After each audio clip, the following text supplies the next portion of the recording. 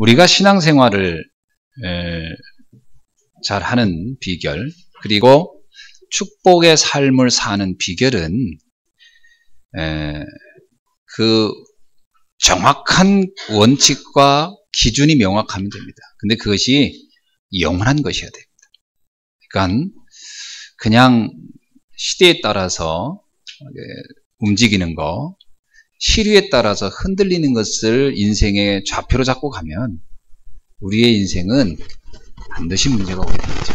그래서 영원한 가치를 보고 가야 됩니다. 그래서 그 영원한 것이 뭐냐? 하나님의 말씀입니다. 하나님의 말씀을 바르게 이해하고 하나님의 말씀을 정확하게 믿고 간다면 많은 응답을 얻습니다. 요한계시록 1장 3절에 이런 말씀이 있어요. 이 예언의 말씀을 읽는 자와 듣는 자들과 그 가운데 기록한 것을 지키는 자들이 복이 있나니 때가 가까우니라. 특별히 말세의 시대라고 하죠. 주님이 승천한 이후에 이부터 지금까지 성경은 뭐라고 하냐면 계속 문제가 올 것이다. 이런 얘기가 있습니다. 혼란이 올 것이다. 많은 고난이 올 것이다. 이것이 주님이 말씀한, 그러니까 주님이 그렇게 되기를 바란 게 아니고 그렇게 될 것이라는 거예요. 왜? 시대를 누가 잡고 있냐? 악한 영이 잡고 있어요. 그래서 이 악한 영들이 이 시대를 점점점 어렵게 만들 것이다. 그 말씀 그대로죠. 그런 때에 어떻게 해야 우리가 복을 받을 수 있냐? 어떻게 해야 우리가 축복을 누릴 수 있겠느냐? 하나님의 말씀을 정확히 알아야 된다는 거예요. 그래서 말씀을 읽는 자, 듣는 자, 기록하는 것을 지키는 자가 복이 있다. 그래서 말씀은 세 가지로 우리가 이해를 해야죠. 기록된 말씀, 선포된 말씀, 그리고 적용된 말씀. 그러니까 기록된 말씀은 읽어야죠. 그래서 우리가 말씀을 보는 겁니다. 또 듣는 것은 선포된 말씀, 강단을 통해서 선포된 말씀을 들어야 합니다. 그리고 이 말씀을 나의 삶 속에 적용해야 합니다. 어떤 분이 그러더라고요. 자기는 집에서 성경책 읽는 신앙생활. 제가 대놓고 얘기했습니다. 신앙생활을 절대 안 될 겁니다. 왜냐? 읽는 거 가지고만 되는 게 아니에요. 읽고 듣고 적용해야 돼요. 그래야 신앙생활이 됩니다. 전에 인천에서 제가 목회할 때 얘기 안 했나요? 교회에 주일학교 어린아이가 근데 이 녀석이 올 때마다 11조 바꿔요. 근데 그 11조가 자기의 용돈의 11조가 아니에요. 그때 당시에 8만 원도 하고 10만 원도 하고 그러는 거예요. 주일학교 애가. 그래서 내가 물어봤어요. 너 이 돈을 왜 갖고 있냐? 엄마가 11조 하라고 준 거라는 거예요. 그러니까 이름이 이 아이 이름이 아니에요. 엄마 아빠 이름이. 그러니까 엄마는 어느 교회 나가냐? 교회 안 다녀. 근데 신기하다. 왜? 11조를 보내니? 어느 교회당가 11조를 보내야 되는데 너가 다니는 교회다 하기로 했다. 이러고. 엄마는 신앙생활 하니까 한대. 어떻게 하냐? 텔레비전 보면서 신앙생활 하냐. 기독교 방송 보면서 그래서 왜 그러냐? 이렇게. 교회 다니면서 상처받아서 아예 안 다니기로 결정했는데 그래도 신앙생활 안 할 수는 없고 그래서 이제 텔레비전 보면서 신앙생활 한다는 거예요. 그래서 내가 그러냐 하면서 그 엄마를 찾아갔어요. 와, 한 대를 안 해요. 무슨 얘기냐면 나의 어떤 삶의 바운드리에 들어오지 말라는 거예요. 아이만 만나라는 거예요. 바깥에서. 참 신기하더라고요. 얼마나 상처가 깊었으면 그랬겠나 이해는 되더라고요. 그런데 그 분이 신앙생활을 잘할 거예요. 자기 걱정하지 말래요. 올 것도 없고 그냥 11조 감사한금 때 되면 보낼 테니까 그것만 받으라는 거예요. 참 쿨하더라고요. 근데 이분이 신앙생활 되느냐? 안 됐어요. 어느 날 이 아이도 교회 안 나오고 본인도 완전히 본인이 될 것 같지만 그렇게 되게 돼 있지는 않아요. 반드시 하나님의 말씀을 읽고 듣고 적용하면서 신앙생활을 해야 돼요. 지난주에 우리는 부활주의를 지켰죠. 부활주의를 맞이해서 그리스도의 죽으심과 부활에 대한 말씀을 들었습니다. 부활은 성경에 예언되어 있는 내용이 그대로 된 거죠. 고린도전서 15장 3절로 4절에 보니까 성경대로 그리스도께서 우리를 위해 죽으시고 장사 지낸 바 되셨다가 성경대로 사흘 만에 다시 살아나셨다. 우연히 일어난 게 아닙니다. 수천 년 전에 예언된 대로 됩니다. 그러면 주님이 죽으심은 무슨 의미가 있죠? 이사야서 53장 5절에 이렇게 말씀하고 있습니다. 그가 찔림은 우리의 허물을 당합니다. 그가 상함은 우리의 죄악을, 그가 징계를 받음으로 우리가 평화를 누리고 그가 채찍에 맞음으로 우리가 나음을. 주님이 이 땅에 오셔서 십자가의 죽으심으로 우리는 허물이 사라졌고 우리의 죄악이 끝났고 우리에게 참 평화가 임했고 우리는 모든 문제에서 치유를 받게 됩니다. 이게 십자가의 의미입니다. 그리고 그분은 다시 부활했습니다. 부활은 어떤 의미가 있습니까? 로마서 8장 11절의 말씀처럼 예수를 죽은 자 가운데서 살리신 이의 영이 너희 안에 거하시면 그리스도 예수를 죽은 자 가운데서 살리신 이가 너희 안에 거하시는 그의 영으로 말미암아 너희의 죽을 몸도 살리시는 거예요. 그분은 살아셔서 성령으로 부활의 영이 돼서 우리와 함께 하시는데 지금도 함께 하시고 마지막 영원한 나라에 갈 때까지 함께 하신다. 이게 부활입니다. 그래서 너희 안에 거하시는 그의 영으로 말미암아 너희 죽을 몸도 살리시느니라. 그래서 그리스도 안에서 우리는 지금도 부활의 영이신 주님과 함께 하고 있는 것입니다. 이게 바로 죽으심과 부활의 의미죠. 그래서 예수님이 성만찬을 하라는 이유가 내가 너와 영원히 하고 있다. 이거 늘 잊지 말아라. 그 얘기잖아요. 자, 그렇다면 이 말씀을 여러분 믿으시죠? 주님이 지금 나와 함께 한다. 믿어지십니까? 이게 중요한 거예요. 이런 사실을 말씀을 안 보면 알 수 없죠. 봤으니까 알았죠. 이 말씀을 들으니까 그렇구나. 이제 이 말씀을 내게 적용하는 게 있다. 모든 신앙은 기준이 말씀이어야 돼요. 그것이 내 마음 나에게 들려져야 돼요. 그것을 믿어야 돼요. 이건 신앙생활의 기본 중에 아주 중요한 원칙 중의 원칙이죠. 요한복음 19장 30절에 보니까 뭐라고 얘기했냐면 예수님께서 이제 십자가에서 죽으시고 마지막 하시는 거죠. 다 어떻습니까? 이 말씀을 다 끝냈다. 다 끝냈다는 거예요. 얼마나 감사합니까? 이 딱 한마디에 모든 답이 다 있는 거예요. 그렇구나. 여러분에게 있는 모든 문제 끝난 겁니다. 우리에게 있는 어떤 것도 끝난 겁니다. 아멘이지요? 자, 정말로 하나님의 능력을 믿는다면 그리고 그분의 말씀이 사실이라고 믿는다면 다르게 보입니다. 그런데 우리는 이런 착각을 하죠. 주님은 다 끝냈다고 해요. 예수를 믿으면 구원을 받고 하나님 자녀가 되고 주님과 함께 한다고 하는데 왜 내 문제는 남아있나요? 이게 해석을 잘해야 됩니다. 초대교회 성도들이 우리 같은 생각을 안 했을 리가 없어요. 구약에 나와 있는 다윗, 요셉 이런 분들이 이런 생각을 안 했을 리가 없어요. 하나님을 아는 순간 주님이 그들을 다 열어가지고 무슨 금쟁반에다 올려놓고 그렇게 키운 게 아니거든요. 치열한 삶이 계속 있었어요. 그들도 이런 생각을 안 했을 리가 없습니다. 잘 이해를 해야 돼요. 여기에서 우리의 신앙에 상당히 착각을 하게 됩니다. 우리의 문제는 다 끝났다는데 분명히 말씀은 그렇게 하고 있는데 왜 나는 안 끝난 것처럼 느껴질까? 왜 문제는 여전히 남아있다고 생각할까 하는 겁니다. 여러분,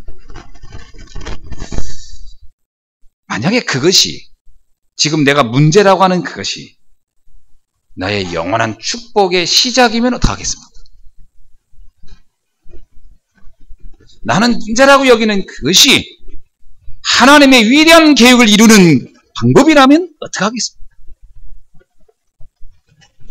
요셉은 형들에게 정말 미움을 받아가지고 노예로 팔려요. 언뜻 보면 망한 것처럼 보이잖아요. 그게 망한 게 아니죠. 요셉에게 그런 일이 없었더라면 어떻게 됐을까요? 그러면 뭐 형들하고의 갈등이나 이런 게 없었다면 뭐 잘 지내고 있었겠죠. 그런데 그거밖에 보지 못했습니다. 아, 이게 내 인생인 것 같다. 아니, 그 너머에 펼쳐진 어마어마한 계획은 전혀 몰랐겠죠. 요셉이 억울하게 누명을 받고 감옥에 갑니다. 그게 망한 겁니까? 우리는 언뜻 그렇게 이해하기 쉬워요. 그래서 감옥에 안 가게 해주세요. 노예로 안 팔려가게 해주세요. 이렇게 기도하기가 쉬울 겁니다. 그리고 가는 과정에서 이미 우리는 자포자기하고 포기하고 낙심하고 넘어졌을 겁니다. 그게 우리에게 재앙이라고 생각하기 쉬운 겁니다. 그게 축복의 기름을 우리는 다시 봐야 합니다. 아멘. 누가 요셉을 망한 사람이라고 하는 거 아니죠. 문제가 온 것 같은데 그것에 하나님의 축복이 숨겨져 있었어요. 더 좋은 길이 그 속에 예비되어 있었습니다. 큰 문제 속엔 큰 응답이 숨겨져 있는 것입니다. 이것이 하나님의 방법입니다. 멀리 보셔야 돼요. 주님이 십자가가 망한 게 아닙니다. 그렇게 착각한 것이 바로 제자들이세요. 순간에 아니었습니다. 주님의 십자가는 온 인류의 저주를 끝내는 길이었습니다. 부활의 축복을 기다리고 있었지 않습니다.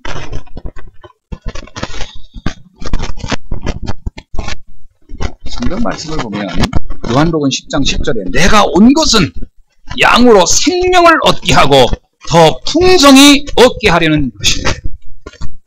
내가 온 것은 세상을 심판하려 함이 아니요 구원하려 합니다.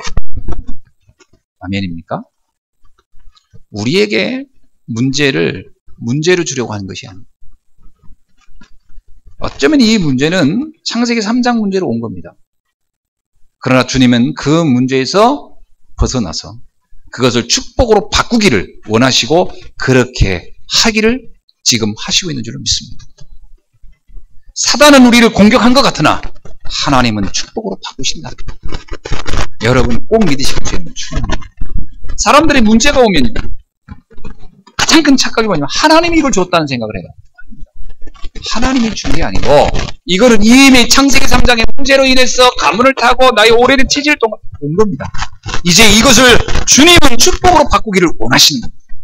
여기에 속지 않기를 합니다. 히브리서 6장 14절에 주님은 이렇게 말합니다. 내가 반드시 너를 복주고 복주며 너를 번성하게 하고 번성하게 하리라. 이게 하나님의 계획입니다. 우리는 축복을 받을 수밖에 없는 사람. 속지 않기를 축원합니다. 사단은 계속 공격을 하는 거예요. 어떻게 공격합니까? 그건 절대로 해결될 수 없는 거야. 그것은 절대로 너에게 축복이 될 수 없어. 너는 그 문제 때문에 넌 어려움일 거야. 나는 이것 때문에 내 인생은 안 펴질 거야. 사단은 이렇게 계속 나를 속삭입니다. 속지 않으셔야 돼요. 선물 순간부터 다가오는 축복을 보지 못해. 하나님의 숨겨진 계획을 놓치겠다. 여러분, 주님은 참 좋으신 분입니다. 주님은 우리를 완전하게 지키시는 분입니다. 저는 이사야 43장 1절로 7절의 말씀을 굉장히 제가 좋아합니다. 우리 한번 말씀을 볼까요? 이사야 43장 1절에서 7절에 있는 말씀을 한번 봅시다.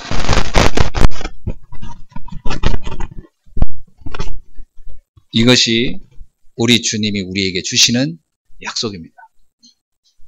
야곱아 너를 창조하신 여호와께서 지금 말씀하시느니라. 이스라엘아 너를 지으신 이가 말씀하시느니라.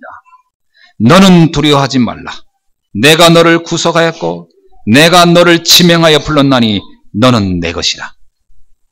여러분, 우리가요 정말 복음이 이해되는 순간 하나님이 나를 지명하여 부르는 순간입니다.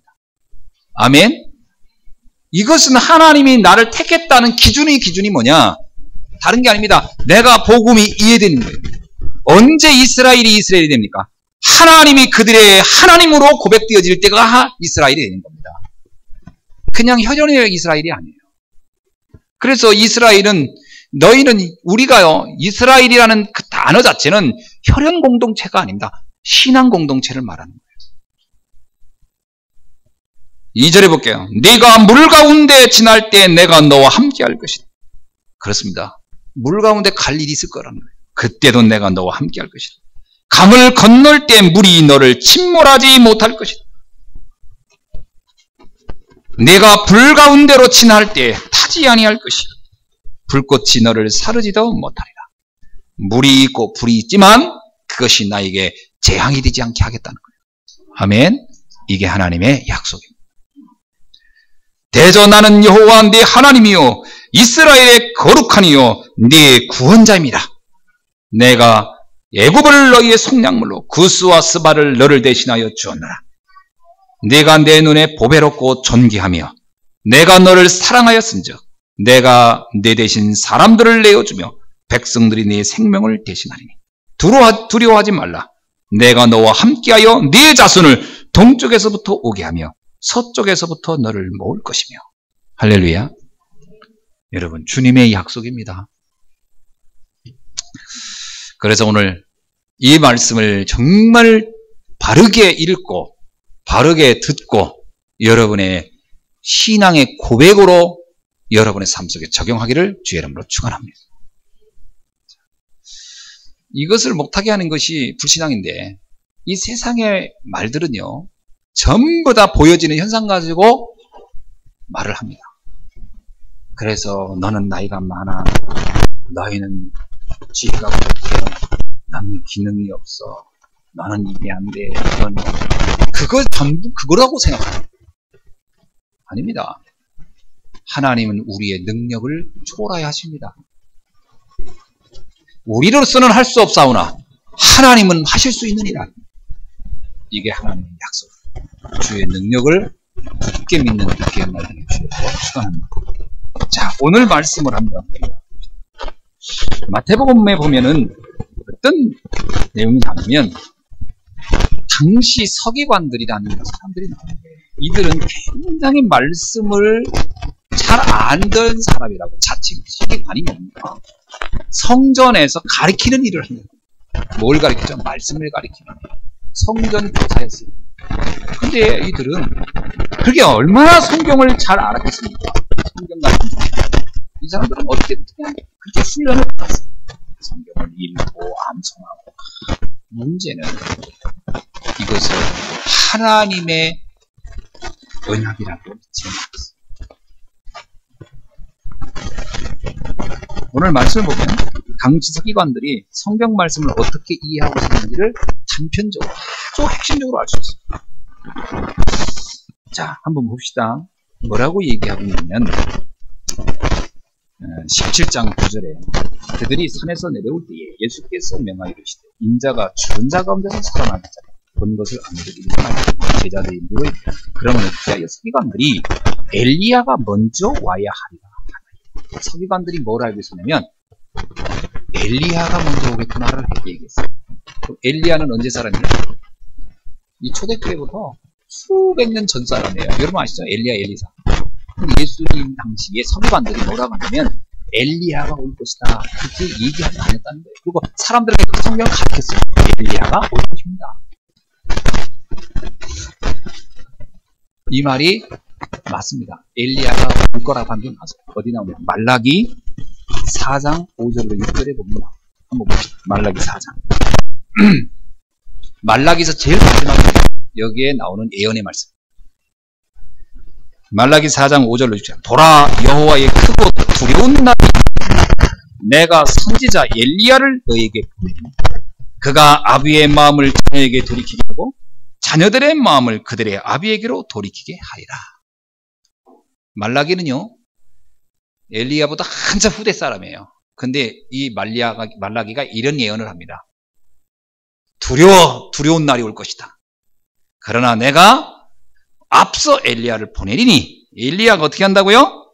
그가 아비의 마음을 자녀에게 돌이키게 하고 자녀들의 마음을 그의 아비에게로 돌이키게 하리라. 이게 무슨 말이에요? 여기서 아비는 하나님입니다. 하나님의 마음을 자녀들에게, 그의 택한 자녀들에게 이제 은혜를 베풀도록 하고, 자녀들은 그 하나님을 또 알도록 그 아비에게로 마음을, 이제 하나님을 섬기도록. 그게 무슨 얘기예요? 지금 하나님과 이 땅의 사람들이 분리되어 있는 거예요. 이들을 만나게 하시는 분을 그걸 알려주는 분을 먼저 보낼 것이다. 이 얘기는 아주 기가 막힌 복음에 대한 설명입니다. 뭐냐면, 세례 요한을 보내서 하나님과 우리 사이를 만나게 하는 그리스도를 대하여 설명하게 할 것이다. 그 얘기입니다. 그리스도가 와서 하나님의 마음을 너희에게 돌이키게 하고, 그죠? 하나님은 이제 우리 백성을 구원해야 되니까요. 그리고 자녀들은 하나님을 알도록, 이제 그거를 할 완전한 중재자, 완전한 하나님과 우리를 만나게 할 참된 길, 참 선지자이신 그분을 이제 올 것이라는 것을 말해줄 자 보내겠다는 거예요. 그게 엘리야입니다. 그게 엘리야의 역할을, 선지자의 역할을, 그 일을 할 사람을 하나 보내겠다. 그게 누구냐? 세례 요한이었습니다. 세례 요한이라는 증거가 어디 있느냐? 이사야 40장 3절에 나옵니다. 성경 말씀 중에는 구약과 신약이 짝이 없는 게 없어요. 착하게 예언의 성취. 이사야 40장 3절에 뭐라냐? 외치는 자의 소리여 가로되 너희는 광야에서 여호와의 길을 예비하리라. 이거는 예언의 말씀이었고, 세례 요한이 자기가 와서 나는 광야에 외치는 소리다 이러고 다닌 게 아닙니다. 사람들이 세례 요한을 향하여 뭐냐면, 너는 광야에 외치는 자요, 하나님의 예언자로 보내는 거다. 사람들이 인정한 겁니다. 그런데 이거를 누구만 안 믿었어요? 서기관들은 안 믿었어요. 자기들은 성경을 보면서 엘리야를 하나님이 보낼 거다라고 또 얘기하고 다닙니다.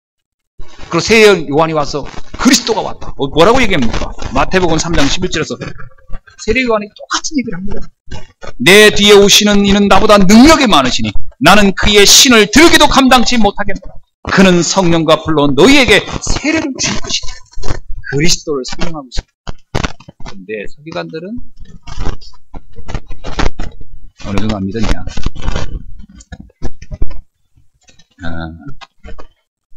마가복음 9장 13절에 예수님이 이렇게 얘기합니다.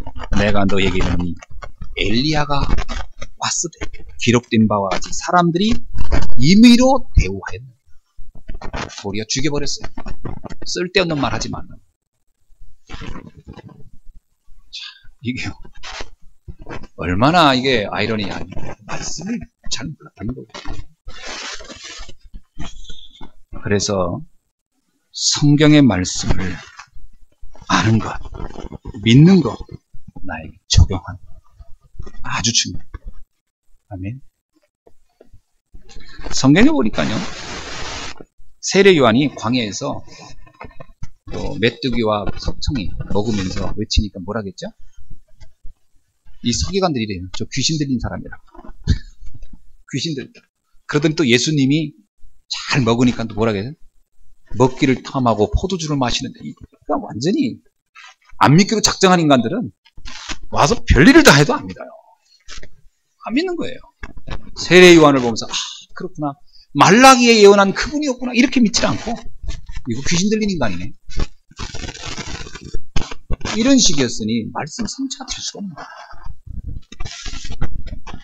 여러분, 그러면 왜 그들은 성경을 아는 것 같은데 왜 안 믿었을까요? 이유가 있어요. 성경에서 예수님이 계속 서기관들을 향하여 하는 말이 있습니다. 외식하는 자들아, 화 있을진저 너 서기관들아. 계속 그 얘기를 예수님이 합니다. 외식하는 자들아, 너 서기관들아.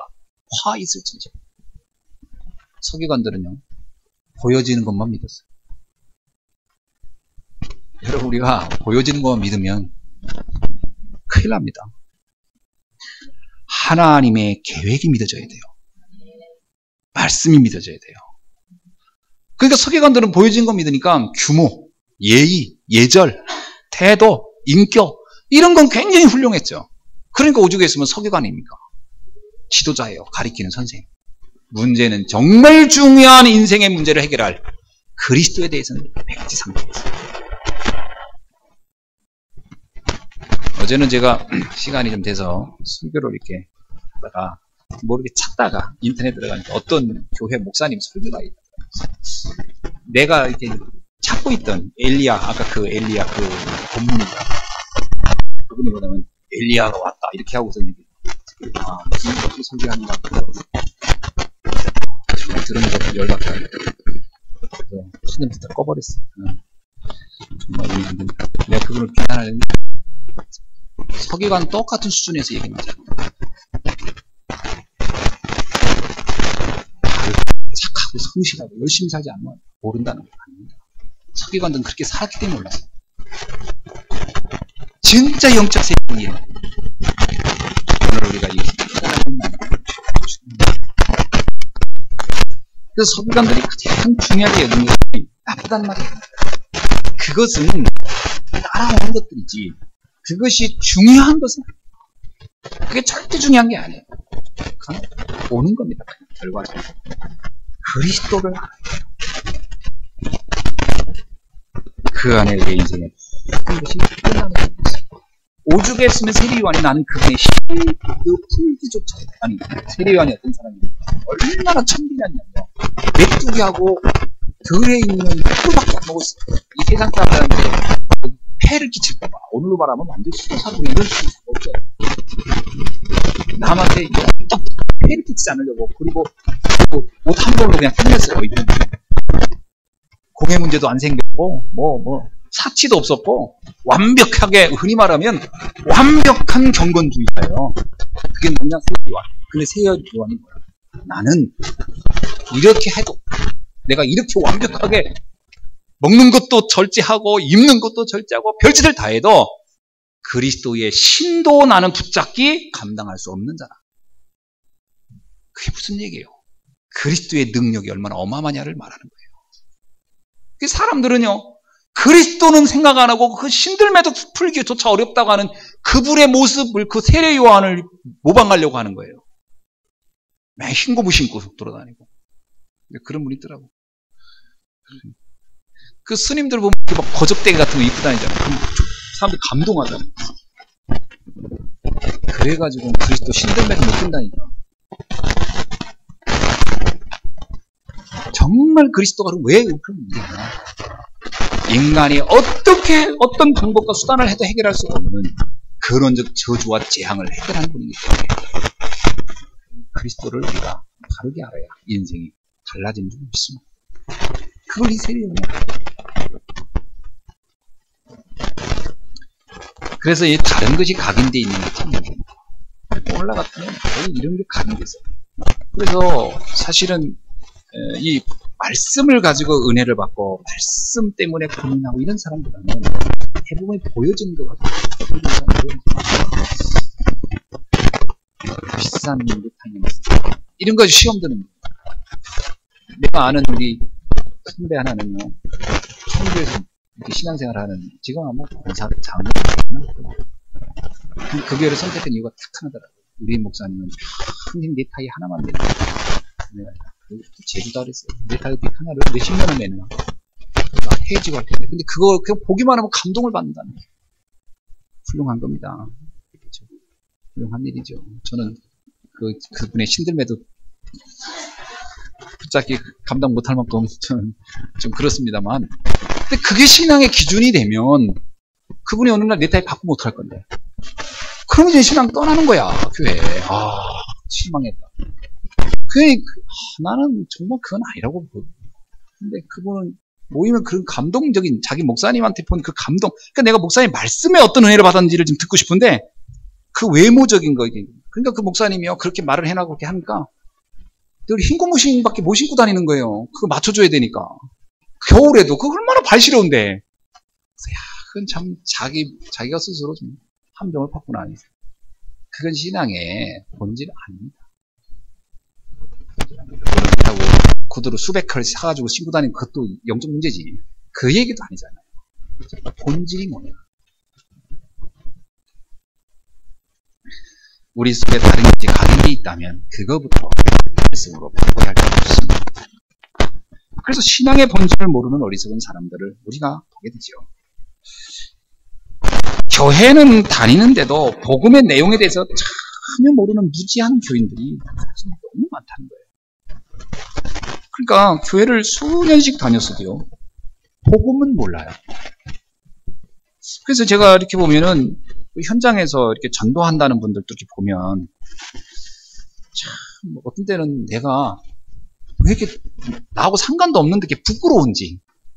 한번 의정부에 갔는데 막 어떤 사람이 막 여기다 뭐 이렇게 해가지고 알잖아요 여러분 뭐라고 써가지고 그리고 그 확성기 들고 하는데 내가 딱 보는 순간 내가 왜 이렇게 부끄러워지는데 저건 아닌데 그러면서 가서 얘기해주고 싶어요.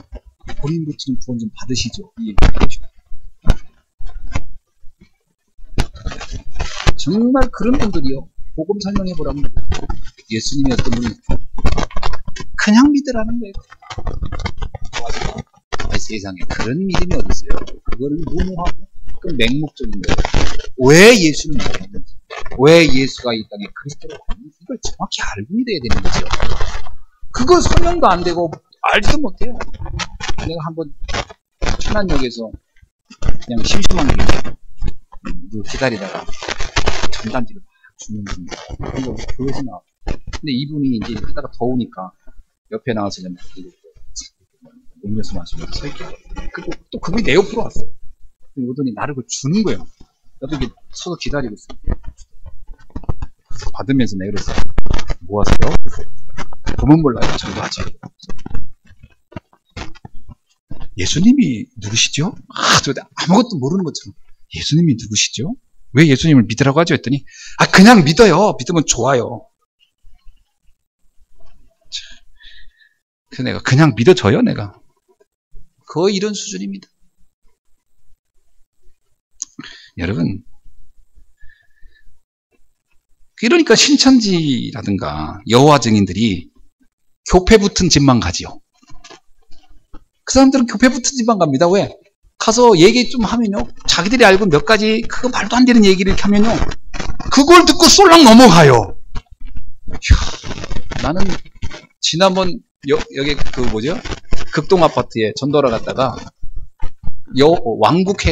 왕북회관 천안 지부장이라는 분을 만났어요. 근데 한국사람이고 부인은 일본 분인데 근데 장로라더라고요. 우연히 그가 정자 밑에서 앉아있다가 둘이 만나가지고 얘기하다가 내가 이제 대화가 된 거예요. 근데 이분이 이 왕국회관 분이 아주 겸손하더라고. 나보고 먼저 얘기를 하라는 거예요. 얼마나 잘 됐어요. 그렇지 않아도 하고 싶었는데 쫙 왜 예수를 믿어야 되는지 그리스도는 어떤 분인지 쫙 설명해요. 삼위일체. 이분들은 삼위일체 안 믿거든. 한참 듣더니 벌떡 일어나더니 알았습니다. 그러더니 가시더라고. 제가 막 빨려 들어가니까 어떻게 부인이 막 끌더라고. 그만 들으라고 막. 여러분 어떤 사람은요 얘기하다 말고 상대방에도 빨려 들어가지고 그렇군요 알았습니다 가겠습니다 그러고 가는 분도 있잖아요. 이게 왜 그러냐 복음이 전혀 이해 안 돼서 그래요.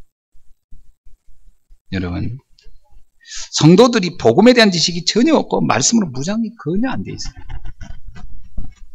그래서 오늘 우리가 정확한 복음을 이해할 필요가 있습니다. 신앙생활에 대해서 거의 오해하는 사람이 정말 바르게 믿고 싶다면 과연 정말 참복음이 뭐며 우리가 어떻게 믿어야 하는지 이런 것 가지고 고민하는 사람을 제가 많이 못 봤습니다. 거의 대부분이요. 거의 서론적인 거 껍데기 가지고 고민하는 사람을 참 많이 봤습니다.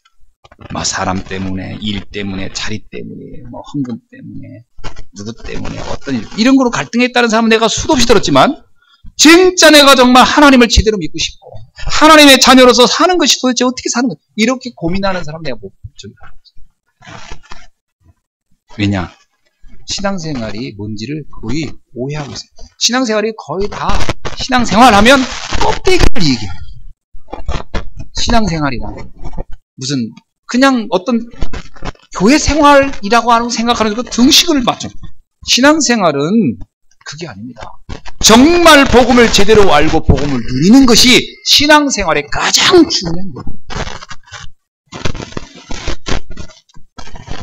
이것을 모르면 이 외형적인 거 가지고 실망하고 갈등하고 시험하고 이렇게 됩니다. 그럼 왜 그것이 안 되는 거예요? 왜 그 본질에 가는 부분에 접근이 안 됐을까요? 이유가 있어요. 신앙이 본질로 접근 안 된 이유는 의외로요. 종교와 복음을 구분하지 못합니다. 종교와 복음은 같은 게 아닌데 이 두 가지를 구분을 못하는 거예요. 여러분, 원래 종교라는 단어 자체도 불교 용어입니다. 종교라는 때 그 종교라는 말 자체도 불교 용어고요. 기독교를 종교로는 설명이 안 되는 겁니다, 원래. 근데 종교를 가지고 기독교를 설명하려 보니 기독교의 가치를 바꿔버린 거예요. 기독교라는 말은 제가 얘기하잖아요. 릴리지온이라고 하는 영어의 원어는 라틴어에서 온 겁니다. 뭐죠? 결합자란 뜻이에요. 만난 사람들이란 뜻이지 종교라는 단어로 그건 일본의 학자들이 번역했을 뿐이지 기독교의 본질은 다시 만난 사람들이에요. 아까 그 얘기가 똑같아요. 엘리야가 와서 아버지의 마음을 아들에게, 아들의 마음을 아버지에게. 그 똑같은 얘기입니다. 기독교는 하나님을 만나서 하나님을 다시 만난 사람들이에요. 그리스도로 인해서. 본질이 다릅니다. 여러분, 그러다 보니까 자 보세요. 종교와 복음이 근원적으로 어떻게 다른지를 좀 원리적으로 한번 알아야 됩니다. 종교라는 것은 그 가치가 어디에 있느냐면 사람이 만든 거예요. 종교는 애당초 그 종교의 그 형태가 인간이 만든 겁니다. 여러분, 불교. 그건 누가 만드냐면 석가모니가 만들었고 그게 제자들이 만든 거다. 그게 만든 겁니다. 만들어가지고 어떻게 만들었죠? 선을 행하는 것을 목적으로 정한 겁니다. 그래서 이 불교, 종교는, 모든 종교는 공통적인 게 있어요. 선을 종교의 궁극적 목적으로 놓고 있어요. 선을. 기독교는 선을 안 한다, 이 말이 아니고, 기독교는 선이 목적이 아닙니다. 생명이 목적이지. 불교는 생명에 관심 없어요. 그냥 선을 행하는 것에 목적을 두고 있지. 착하게 바르게 사는 것을 목적으로 하고 있지 생명 관심 없습니다. 기독교는 관심부터가 달라요. 생명이 목적입니다. 또 그러다 보니까 종교는 공덕을 쌓고 덕을 세우고 이렇게 하면 득도가 된다든가 무슨 해탈을 한다든가 어떤 궁극적인 어떤 본인들이 원하는 단계에 갈 거라고 그렇게 막연하게 기대를 하고 열심히 노력합니다. 그래서 종교의 모든 그 종교 생활의 특징은 열심입니다. 열심입니다. 종교인들은 열심히 하는 겁니다. 기독교는 열심히 하는 게 아니에요. 하나님이 말해요. 너희의 열심히 그것도 되는 거 아니에요. 기독교는 열심히 안 합니다. 하나님의 은혜를 누리는 과정과 내용이 근본적으로 다릅니다. 이거를 막 섞어버리는 거예요.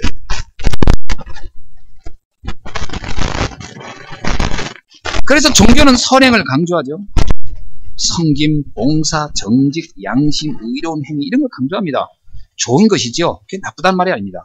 성경에도 그런 것이 있고요. 문제는 그것은 구원을 얻을 수 있는 것. 좋은 것이지만 구원을 얻을 수 있는 것. 근데 만약에 기독교인들이 이런 종교적 가치를 우리 기독교도 그것을 추구하는 것이라고 착각을 해버리면 어떻게 돼요? 기독교가 종교가 되버립니다.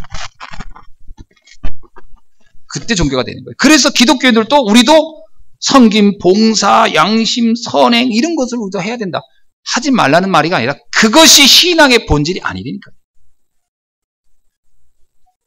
복음은 인간이 할 수 있는 게 아니기 때문에 하나님이 우리에게 오신 거가 복음입니다. 하나님이 나에게 오신 거예요. 복음은 하나님의 은혜와 구원이 기준이고 종교는 인간의 행위가 기준입니다. 그래서 종교는 자꾸 행위가 어떠냐 저떠냐 너 이러면 안 된다 저러면 안 된다 그래서 그거 점검하고 비판하고 또는 책망하고 이런 쪽입니다. 그러나 복음은 아닙니다. 내가 죄가 주홍 같을지라도 하나님의 은혜로 흰눈같이 될 것이다. 그의 은혜 속에 들어가면 맞죠? 저는 그게 맞다고 봅니다. 저는 아무리 생각해도 내가 열심히 의로워지려고 했던 거 해봤는데 저는 안 되더라고요. 제 의지가 약해서 그런지 모르지만 저는 안 되더라고요. 저는 어떻게든지 부부싸움 안 해보려고 했는데 안 되더라고요. 제 안에 나오는 그 분노가 이게 어느 듯 화라산처럼 터올르면 감당 안 되더라고요. 완전 마그마처럼 막 쏟아져 입에서 막 나오더라고요. 이건 내가 어떻게 안 되더라니까. 그러면서 또 후회합니다. 가슴을 치고. 그래서 그때 당시에 머리도 많이 뽑았어요. 내가 왜 이러냐. 왜 이렇게밖에 안 되냐. 머리를 쥐뜯는다는 건 해본 사람은 알 겁니다. 내가 왜 이러지? 안 되더라니까. 근데 어느 날 복음 딱 하니까 없어져 버렸어요. 요즘은 머리숱이 얼마나 많아졌는데. 볼 일이 자학한 일. 은혜로 없어져 버렸어요. 이게 종교와 복음 차이는요, 엄청나게 다른 겁니다. 통과서가 다른 것처럼. 근데, 이상하지요. 왜 복음이 이렇게 엄청나고 놀라운 것인데, 복음을 포기하고 기독교를 종교화 시키려고 하는 거겠어요. 참 희한하지. 그리고 거기 종교화 시키는 거 자기가 또 힘들어요. 자기가 또 거기다 가요. 이게 넌센스라.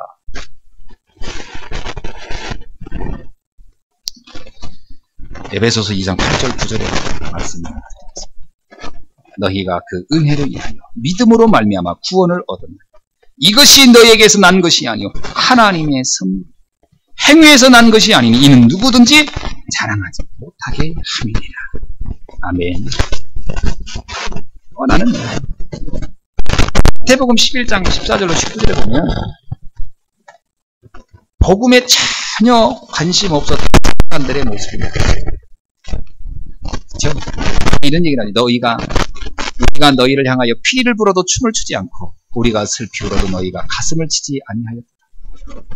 이게 이제 서기관들한테 하는 얘기입니다. 무슨 얘기냐면 성경의 예언대로 세례 요한이 그리스도에 대해서 설명을 하는데 전혀 반응이 없다는 거예요. 피리를 불어도 얼마나 기쁜 일입니까? 피리 분다는 건 드디어 그리스도가 왔어 하고 피리 불었어.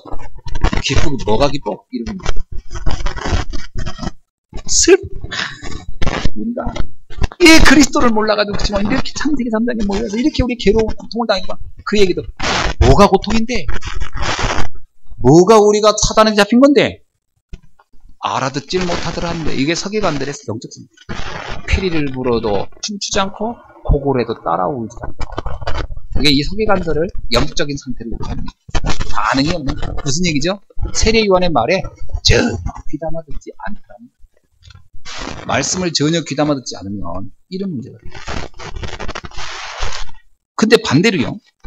세례 요한의 말을 이렇게 귀담아 듣지 않던 서기관들인데 반대로 세례 요한의 말과 예수님이 어떤 분인지를 너무나 잘 알았던 사람들이 성경에 기록되어 있어요. 그게 누구냐?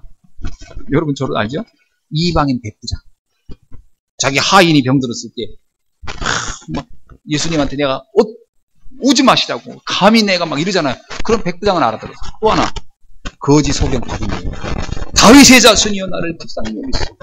이 사람은 성경도 잘 모르는 사람들인데 이 사람은 알아들었어요. 12년 동안 혈류증을 앓던 여자. 내가 그 주님의 옷자락만 만지자도 내 질병은 치유될 거라. 그리스도를 이해한 거예요. 여러분 성경을 많이 알아야 구원받는 게 아닙니다. 정말 그리스도 제대로 이해하면 구원받는 줄을 믿습니다. 그래서 성경에 보면요. 그렇게 똑똑한 서기관들은 예수님 말에 세례 요한의 말에 귀담아 듣지 않았고 도리어 정말 우리가 보면 배운 것도 없고 아는 것도 없는데 그들은 그리스도를 알아. 그들의 인생을 완전히 바꿔냈어요. 오늘 이 축복이 우리에게 있어져야 할 줄 믿습니다. 그래서 영적인 세계는 지식으로 아는 게 아니에요. 세상 지식으로 아는 게 아니에요. 똑똑해서 아는 게 아니에요. 하나님의 은혜가 임하여 저는 그건 분명한 거예요. 은혜가 임하여 말 다 해요. 오늘날 교회 안에 일어나고 있는 대부분의 일들을 보면 정말 하나님의 은혜를 모르는 주님이 어떤 분입니까? 왜 우리는 제가 이제 캄보디아라든지 중국이라든지 뭐 이렇게 이제 필리핀에 가보면 해나고요. 기독교인 하면요 딱 하는 이미지가 있어요. 그게 뭔지 알아요? 봉사단체 하는 사람, 봉사하러 오는 사람인 줄 알아요. 그게 기독교인에 대한 이미지가 딱 돼 있더라고요. 한국 사람뿐만 아니라 외국 사람도 똑같아요. 우리가 그 팔라완의 그 샘블렐러 섬에 갔을 때 그 섬에 학교가 있어요. 학교가 딱 하나의 학교인데 학생 수가 200명이에요. 그 주민은 총 주민은 500명이고 거기는 어른보다 아이들이 더 많은 것 같아요. 그 섬이 조그만 섬인데 아이들이 파글파글 하더라고요. 그러니까 거기에 초등학교, 중학교, 고등학교까지 있어요. 근데 거기에 미국인 선교사가 매주 돌아가지고 빵 주고 뭐 이렇게 한 거예요. 근데 우리가 들어가서 복음 전했잖아요. 복음 전하고 그러니까 이 미국인 선교사가 우리들을 이제 경계하는 거예요. 그러면서 얘가 너희들이 돌아서 그거 하면 우리는 안 하겠다는 거예요. 그래서 우리가 그 선교사를 만나가지고 설득한 거예요. 아니 와서 빵 줘라. 빵 많이 주고 해라. 그건 우리가 이 섬을 뭐 갖겠다는 것도 아니고 여기다 무슨 우리가 이 땅을 우리가 사겠다는 것도 아니다. 우리는 여기 복음 전하았으니 당신은 빵 주고 그리고 우리는 복음 전하겠다. 그랬더니 이 미국인 선교사가 뭐라는 줄 알아요? 아니 우리는 빵만 줬는데 니들이 복음 전하면 되겠냐 그러는 거예요. 같이 빵 줘야지. 그건 또 무슨 논리? 말 이상하더라고. 이분이 말하는 게 그래서 처음엔 통역이 잘못된 줄 알았어. 아니에요. 우리가 빵 주니까 너희들도 빵 주고 그거 하자는 거예요. 복음 전하지 말라는 거예요. 이 선교사가. 그래서 우리가 그럼 당신도 복음을 전하면 안 되냐 했더니 우리는 못 전한다는 거예요. 그래서 왜 못 전했더니 어떻게 전할 줄 몰라서 빵만 준다는 거예요. 나 이런 황당한 선교사를 처음 봐서요. 난 가서 그래가지고 야 이상하네 이 사람 뭐 정신문제 있나. 5년 동안 거기다가 막 한 거예요. 5년 동안. 그러니까 거기는 이 사람 나타나잖아요. 동네 사람들이 다 봉지 가지고 나타나. 빵 받아가고 뭐 막 쪼그레. 문제는 우리가 하면 아무도 안 나타나. 우리는 복음만 전. 그런데 이상하죠. 복음 계속 전했더니 그 사람들이 알아들은 거예요. 그래가지고 거기다가 교회 짓게 지금 짓고 있잖아요. 우리가. 그러니까 미국인이 와서 하는 얘기가 우리가 5년을 투자했는데 교회는 고사하고 땅 한 평 준 적이 없었는데 니들이 뭔데 와서 땅. 그래도 이분이 막 화를 내는 거예요. 그러더니 진짜요. 이야 희한하더라고. 종교라는 게 얼마나 무서운지. 흙을 퍼가지고요. 내가 그런 얘기는 안 했죠. 막 뿌려. 저주를 퍼버. 뭐 욕을 하는데 우리는 못 알아듣지. 영어니까. 막 그러더니 배 타고 그냥 가버렸어. 그게 끝이래. 다시는 안 나타났어요. 이야. 동네 사람들은 그래서 우리한테 오해한 거예요. 우리가 내쫓은 줄 알고. 우리는 아니다. 우리 같이 하자고 했다. 우린 돈이 없어서 빵은 못 사오고 우리는 그냥 겨우 몸만 올 수밖에 없다. 그래서 우리는 복음만 전하고 빵은 저분들 돈 많으니까 이렇게 주면 될 거 아니냐. 이 사람들이요. 우리는 그러니까 두 종류예요. 섬에. 우리는 빵 먹고 싶어요 하는 사람이 한 분류가 있고 한쪽은 말씀이 좋은 것 같아요 하는 분류가 생겨요. 근데 어린아이일수록 말씀이 좋아요 쪽이에요. 이해 생각해보세요. 빵은 누가 더 많이 먹었겠어요? 애들이 더 많이 먹었을 거 아니에요. 그런데 애들은 말씀이 좋아요 쪽이고요. 어른들은 빵 달라는 쪽으로 가더라고요. 그래서 랩넌트 운동한다는 거나 그것도 거기서 알겠더라고요. 어른들은 안 됩니다. 각인돼 버렸어요. 기독교 하면 봉사로 다 각인됐어요. 그래가지고 그 정혜건 선교사님이 그러잖아요. 갈 때 가장 문제가 자꾸 자기는 안 쳐다보고 자기 손가방을 쳐다보더라는 거예요. 처음에 갔는데 자꾸 뭐 거기 뭐 있나 하고 그래가지고 답답해서 열어줬대. 성경책밖에 없어가지고 그랬더니 다 돌아가더래. 쭉 왔다가 그 이후부터는 아예 안 나타나는 거예요. 뻔하니까. 그런데 이제 조금씩 예수 사람이 모이는 거예요. 거의 기독교 하면요 봉사 딱 그로 각인돼 있어요. 가보세요. 캄보디아도 뭐 하냐면 의료해 주죠. 글 가르쳐 주죠. 음식 주죠. 옷 갖다 주죠. 우물 파 주죠. 좋은 일입니다. 나쁘다는 얘기 아니야. 근데 그걸 왜 하죠? 그건 복음 전하기 위해서 하는 겁니다. 예수님이 왜 병자 고쳤죠? 복음 전하려고요. 그런데 그것만 해요. 그것만. 그러니까 그 사람들은 기독교 선교사들이 와서 그렇게 많이 했대요. 와서 막 교회도 져줬어요. 가보면 교회도 얼마나 잘 져줬는지 몰라요. 그런데 이들 물어보면 복음만 몰라요. 예수님 없어요. 전혀 몰라요. 예수님이 지도자 모르고 왜 그리스도인지 설명도 못하고. 그게 이제 우리가 보는 황당한 거예요. 야, 이게 오늘날 교회가 무너지는 이유구나. 그러다가 빵 안 주면 끝나는 거예요. 그러다가 옷 안 주고 우물 안 파주면요 다 떠나는 거예요. 그런데 복음은 어떠냐? 딱 생명이 들어가니까 우리가 떠나도 자체적으로 자기들이 복음 운동하는 거예요. 그러니까 교회가 세워지고요. 막 생명이 바뀌고요. 우물을 파줄 필요가 없어요. 자기들이 변화되고 응답받으니까 우물을 자기들이 파요. 그게 정상이지. 그거 맨날 누가 파줘서 됩니까? 본인들이 파야지. 복음의 능력. 이걸 우리가 잘 알아야 돼요. 아멘. 그래서 왜 우리가 그리스도가 왔느냐? 인간이 근본적으로 붙잡고 있는 죄와 저주와 여기서 완전히 해결하는 이 부분을 우리가 굳게 붙잡아야 할 줄 믿습니다. 그래서 그리스도가 아니면 인간의 운명사주 발전을 바꿀 수 없어요. 인간을 붙잡고 있는 사단의 세력을 깰 수가 없어요. 인간이 고질적으로 가지고 있는 이 종교적 체질과 각인된 걸 바꿀 수가 없어요. 와, 지금 그렇습니다.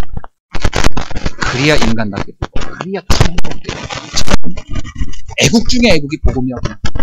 여러분, 북한 지금 상당히 지금 위협을 하고 있는데, 저 북한, 우리가 맞대응해가지고, 포 쏴가지고 해결될 것 같습니다. 이 엄청난 이미지고요. 그렇게는 안 돼요. 저는 진짜 기도하는 수밖에 없습니다. 그래서 아수르 군대 18만 5천이 어느 날 그냥 송장이 된 것처럼 북한에 있는 그냥 그 김일성 사상으로 완전히 무장되는 그 몇몇의 그 핵심 당원들이 그냥 조용히 그냥 사라져주면 얼마나 감사하겠습니까? 그렇게 기도해야지. 포탄이 터지고 총성이 울리고 나서 통일되면 뭐 할 거예요? 얼마나 많은 사람이 죽고 사는데. 그래서 무조건 전쟁해서 끝내야 된다 하는 사람도 문제고. 그러니까 계속 퍼주자 하는 것도 나는 온당치 않아요. 기도해야 됩니다. 아멘. 영적 힘으로 흑암을 꺾어야 될 줄 믿습니다. 생각해보세요. 헤롯 그렇게 난리쳤는데 충 하나 들어가가지고서 그냥 죽어버렸잖아요. 그건 아무도 감당 못하는 겁니다. 오늘 이 응답을 우리가 기도하면서 이 민족을 놓고 응답받아야 할 줄 믿습니다. 그래서 이 영적 비밀을 알아야 됩니다. 그래서 서기관들이 몰랐던 세 가지 무지. 첫째, 영적으로 무지했다는 거예요. 그들은 성령의 역사, 천사들의 활동 전혀 관심 없었어요. 그들은 사단의 존재, 귀신의 역사 전혀 몰랐어요. 그들은 재앙이 어떻게 오는지 전혀 몰랐어요. 그들은 그 문제의 해결책 전혀 몰랐어요. 그러니까 그들은 보여지는 것 가지고 신앙생활인 줄 알았어요. 이게 서기관들이 가장 결정적인 두 번째, 그들은 말씀에 무지했어요. 하나님의 말씀은 하나님 자신입니다. 아멘. 말씀이 곧 하나님이시다. 요한복음 1장 1절 말씀의 능력을 그들은 믿지 않았어요. 그냥 말씀을 지식으로 아는 거예요. 그냥 그런 거 써있구나. 그러나 절대 자기도 적용하지 않았어요.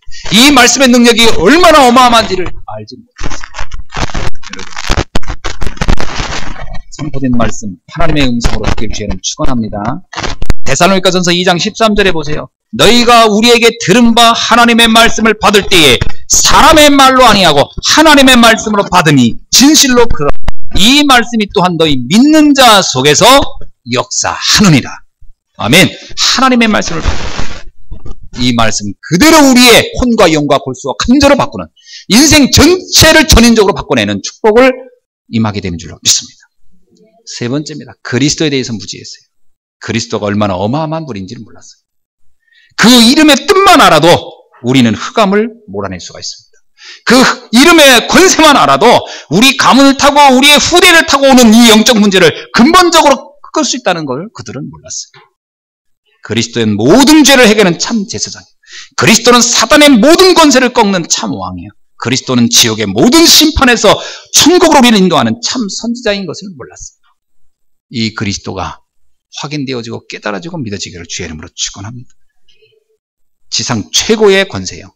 하늘과 땅의 권세를 가진 그분이 우리와 함께 한다고 마태복음 28장에서 말했어요. 여러분, 하늘의 권세 엄청나죠. 근데 땅의 권세도 해요. 이 땅에 일어나는 모든 것도 주님의 손 안에 있다는 겁니다. 저는 그 말씀 딱 듣는데 이런 생각이 들어요. 우리의 무지, 무능, 무기력, 그리고 우리 안에 모든 질병, 그리스도의 이름의 권세 앞에 떠나갈 것이구나. 믿으시길 주의 이름으로 축원합니다. 그게 안 믿어지면 우리가 무슨 신앙생활을 합니까? 우리가 뭐 귀신 믿는 사람도 아닌데 창조주를 믿는 거 아닙니까? 진짜로 그분의 능력을 믿으시길 주의 이름으로 축원합니다. 모세가 그걸 믿었잖아요. 홍해 앞에서 백성들은 다 염려할 때 모세는 믿었잖아요. 이 홍해도 주의 능력으로 갈라질 것이다. 여리고 성 여호수아가 믿었잖아요. 요단 갈라질 걸 믿었잖아요. 이 믿음 갖기를 주의 이름으로 축원합니다. 그리스도의 이름의 권세. 우리 인생에 아무것도 문제되지 않습니다. 도리어 문제가 있다면 축복이 될 것입니다. 단 한 가지 문제가 장애가 있다면 내 자신이 불신앙하는 거예요. 이것만 바꾸면 돼요. 이것만 바꾸면 돼요. 자, 세 가지를 제대로 붙잡고 영적 지식입니다. 하나님의 말씀이 임하는 곳마다 영적 사실이 이루어진다는 거죠. 여러분, 우리가 하나님의 말씀 붙잡고 있으면 반드시 천군 천사가 역사하는 줄로 믿습니다. 그죠? 모세 앞서 주의 사자를 보냈어요. 다니엘 앞서 주의 천군 천사를 보냈어요. 그렇다면 우리 앞에도 주께서 활동하실 겁니다. 두 번, 영적 축복인 예수 그리스도의 이름을 우리에게 성취시켜야 됩니다. 아멘. 복음 때문에 사는 사업가가 되어야 됩니다. 그 이름의 능력을 믿는 전도자들이 나와야 돼요. 그래서 여러분, 우리가 그리스도의 이름으로 여러분이 모든 불신앙을 꺾고 이 땅을 살리는 전도자가 되기를 주의 이름으로 축원합니다. 그리고 세 번째는 강단 메시지의 축복입니다. 여러분, 사도행전 2장 42절에 보니까 초대교회 성도들이 분명히 구원에 대해서 알아요. 예수가 그리스도 압니다. 하나님의 나라, 성령의 역사 압니다. 그런데 불구하고 사도의 가르침을 늘 들었어요. 왜 그러죠? 지금의 시간표 속에 하나님이 하시는 역사를 봐야 돼요. 그래서 강단 메시지 굉장히 중요합니다. 여러분, 그래서 이 강단 메시지를 여러분이 인생의 중요한 이정표와 시간표, 이것이 이 안에 다 있어요. 그래서 말씀을 잘 들으셔야 됩니다. 그래서 강단을 실패하면 조용히 인생이 실패한다고 보면 돼요. 강단을 성공하면 어느 날 성공의 자리에 있을 거라는 것은 분명합니다. 여러분, 그래서 틀림없다는 것이죠. 그래서 이 강단 메시지에 여러분이 집중하기를 주의 이름으로 축원합니다. 이제 말씀을 맺습니다. 나를 점검해 봅시다. 나는 말씀에 대해서 어떻게 지금 반응하고 있는가? 나는 혹 명목상의 기독교인은 아니었는가? 나는 말씀을 읽는 것으로 만족하거나 듣는 것으로 끝내지는 않았는가? 이 말씀을 나에게 어떻게 적용할 것인가? 점검하시길 바랍니다. 그렇다면 그 순간부터 하나님의 역사가 시작될 것입니다. 그래서 말씀에 무지한 것은, 복음에 무지한 것은 사실은 그럴 수 있다가 아닙니다. 그것은 사실 죄입니다. 죄. 여러분, 우리가 말씀에 무지하면 죄를 짓는 거예요. 우리 후대들에게 말씀을 정확하게 전달해야 됩니다.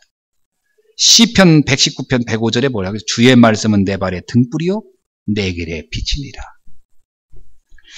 신명기 6장 4절로 9절의 말씀을 다시 한번 우리가 심도 있게 보고 나에게 적용할 수 있기를 바랍니다. 거기 뭐라고 나와요? 이 말씀을 네 자녀들에게 부지런히 가르치고 집에 앉아있을 때든지 길을 걸어갈 때든지 누워있을 때든지 일어날 때든지 이 말씀을 강론하는지 복음의 말씀을 우리 렘넌트들에게 각인시키기 바랍니다. 왜냐?